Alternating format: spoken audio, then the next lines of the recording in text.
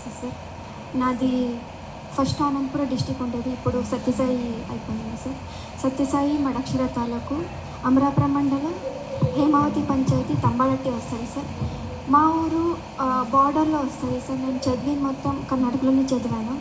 నాకు కర్ణాటక బోర్డు నుంచి నాకు క్రికెట్ ఆడడానికి ఛాన్స్ ఇచ్చారు సార్. అప్పుడు ఇంకా ఆంధ్ర బోర్డు ఇంకా స్టార్ట్ అవ్వలేదు సార్. మా ఊర్లో అయితే చాలా కష్టం సార్. అంటే మా 16 ప్లేయర్స్ కూడా చాలా కష్టం నుంచి వచ్చారు సార్.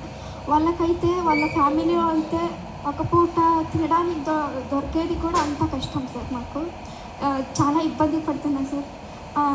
నేను ఒకటే రిక్వెస్ట్ చేసుకుంటున్నాను సార్, అంటే మా అమ్మాయి వాళ్ళకి ఏమైనా కొంచెం హెల్ప్ చేస్తే చాలా బాగుంటుంది సార్. వాళ్ళు కూడా అమ్మ నాన్న కూడా బాగా చూసుకుంటారు వాళ్ళు కూడా.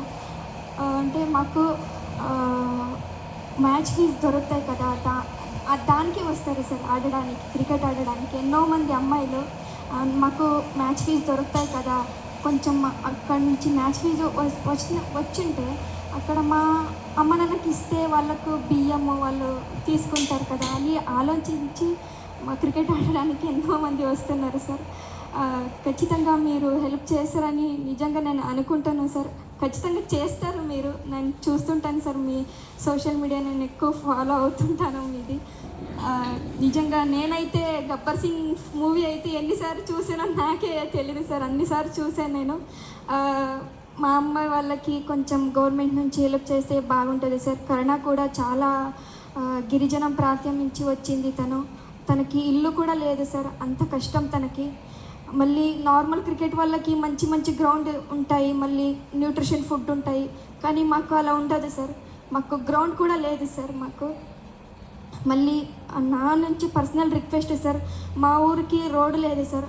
మళ్ళీ హేమావతి నుంచి రావడానికి మా ఊరికి రోడ్ లేదు, మళ్ళీ గున్యాలి నుంచి మా ఊరికి రావడానికి కూడా రోడ్డు లేదు సార్. మొత్తం చాలా ఇబ్బంది పడుతున్నాం. అది మేము రిక్వెస్ట్ చేసుకుంటున్నాం సార్.